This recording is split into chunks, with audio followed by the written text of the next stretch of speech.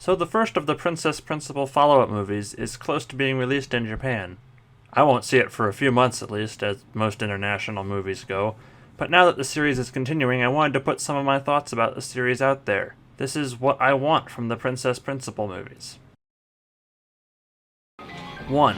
A bangin' new opening theme. I don't think this requires much explanation.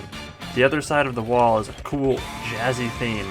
There's a big chance I'll be let down by the follow-up, or for the movies that just won't even bother with the new theme and just use The Other Side of the Wall again, which wouldn't be the worst thing, I guess. I think you can tell by the length of this video that the other points are going to be a little bit more in-depth than that. 2. More of a point to Chisei's character. Chisei is the least important character in the series so far.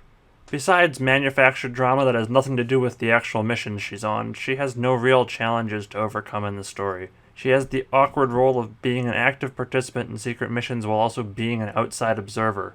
I want to see the alleged support of the Japanese government for one side of the war or the other to actually mean something rather than just a carrot dangled as a plot point. She really seemed to me like a character who exists to tie Japan into the story for the benefit of the viewers. And it was confirmed in an interview that that's at least part of the reason why she's in the story. But unless her being from Japan or Japan as a whole matters into the politics of the story in the future, she will still sort of feel like needless American characters put into films set in other places but made for American audiences. 3. An explanation of the whole lizard planet thing. I get that Angie says she's from the Black Lizard Planet as a defense mechanism to shut herself off and to add to her whole character of being a liar all the time. But it is a very oddly specific, weird lie. I don't really expect an answer for this from the story. I'd more like to hear from the director why he chose that exact phrase. It's just a kind of weird detail. 4. An ending. I like stories that reach conclusions. Obviously, for some stories, it doesn't really matter if they ever reach an end, but I want to know what the endgame for Princess Principal is. There's a lot of things set up that could happen, but Season 1 ended with pretty much nothing happening and just maintaining the status quo, with the plan to assassinate the Queen being foiled. If everyone is working towards escalating the stalemate and finally ending the Civil War in some way or another, I want to see the conflict in the story come to a conclusion and the walls fall down. In moving towards the ending, I'd like to learn a little more about what I'm about to cover in point 5. A spy story doesn't have to end with the end of a conflict, but we really haven't reached anything that could be considered a good conclusion and stopping point for the story yet. 5. Some clearer world building. There are many decisions in this story that were probably made mainly for visual effect, as this is an anime original series. One example would be the wall around London itself, which looks like it was made to stop titans, not armies. As a lot of things in general, I just chalk up to the steampunk setting, and I could nitpick about them, but that's not really what I mean by world building. There's one key feature of the story that really is not explored enough. Why is there a wall in the first place? So there was a commoner uprising that led to civil war that split England in half.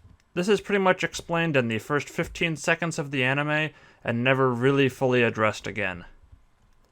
Since this was a rebellion that seems to have been nobility against the lower classes, rather than a war between two sections of the nation like the Crown fighting against the Scottish, or a stark division between rebels in the cities but support for the monarchy in the countryside like in Cromwell's rebellion, so it seems ridiculous that the uprising could have ended with a giant dividing wall stretching from London out to the east somewhere.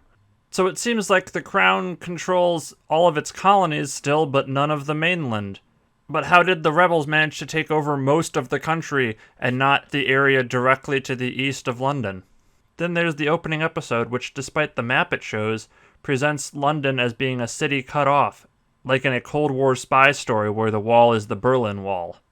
The monarchy is both still in firm control with military superiority and airships, and also trapped in a city cut off from most outside help. So overall, my gripe I would want to see addressed in the Crown Handler stories is, the country is treated as divided without an explanation as to why the divide happened as it did. For an extremely political plot, there's very little attention given to what the actual full current political situation is. So that's 5 things I want from Crown Handler, and I hope at least some of the movies actually come to theaters stateside.